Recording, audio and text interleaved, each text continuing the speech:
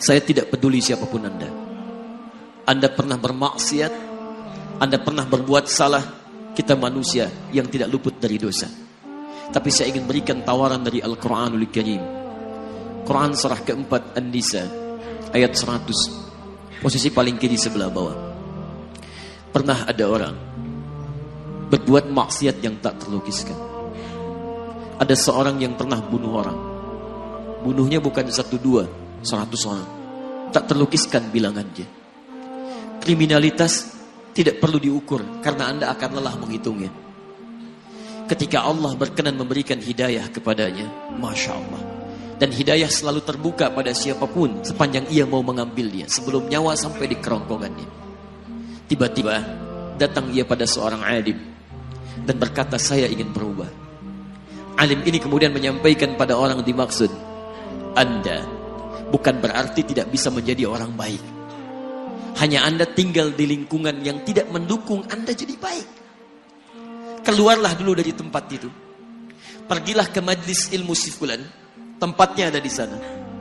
Datang ke sana, belajarlah, dan Allah akan bimbing Anda berubah dari keburukan menjadi orang yang terbaik.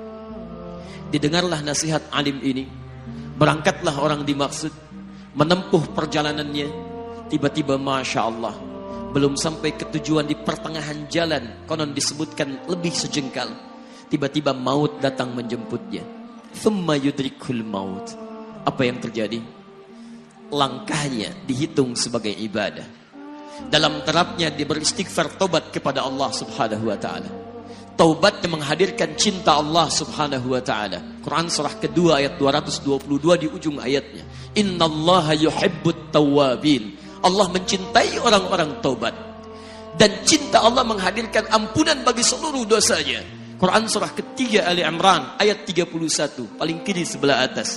Qul in kuntum tuhibbunallaha fattabi'uni yuhibbukumullah. Allah cintai orang yang mau taat pada Rasulnya. Lihat, ketika Allah mencintai seorang hamba, wa yaghfir lakum dzunubakum, Allah ampuni seluruh dosa-dosanya.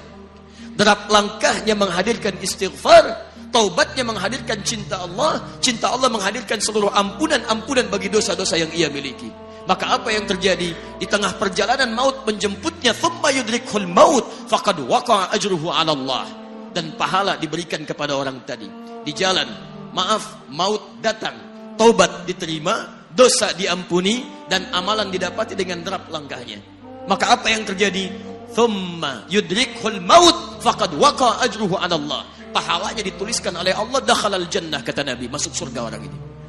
Anda bisa bayangkan, pernah bunuh orang 100 orang, mabuk tak terlukiskan, kriminalitas tak perlu dihitung. Ketika dia mau bertobat, datang ke majlis ilmu, Masya Allah, meninggal di tengah jalan, kata Nabi, dakhalal jannah. Bertobat diampuni dosanya, derap langkahnya ada pahalanya, dakhalal jannah. Turun ayat untuk melukiskan tawaran yang sama kepada kita.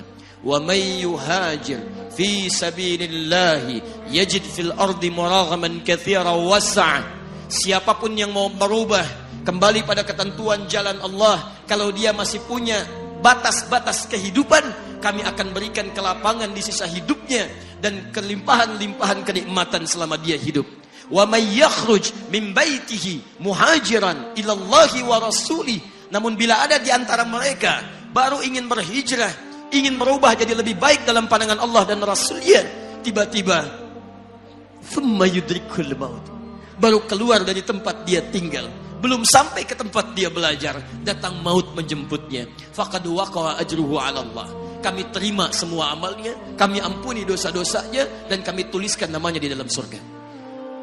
Bila 100 orang saja yang pernah dibunuh oleh orang ini, pernah bunuh 100 orang, mabuk tak terlukiskan, kriminalitas tak terhitung, mau berangkat ke majlis ilmu, tak sampai ke majlisnya, meninggal dia, bisa masuk surga. Masa Anda yang tidak pernah bunuh orang? Ada yang pernah bunuh orang di sini? Boleh angkat tangan? Ada polisi di sini, langsung saya sampaikan insyaallah. Anda gak pernah bunuh orang, Anda tidak pernah mabuk, Anda tidak pernah berbuat kriminalitas seperti orang dulu. Salah, wajar, tapi pintu tobat terbuka untuk kita semua. Masya Allah, bedanya dengan orang tadi belum sampai ke majelis ilmu. Anda sudah hadir di dalamnya, langsung di rumah Allah, diberikan tempat yang terbaik, dan kita akan belajar. Kalau dengan semua ini belum mempermudah Anda ke surga, dengan cara apa lagi Allah mesti mengantarkan Anda ke surga? Kalau dengan duduknya Anda di sini belum mau juga bertobat, dengan cara apa lagi Allah harus membimbing Anda bertobat?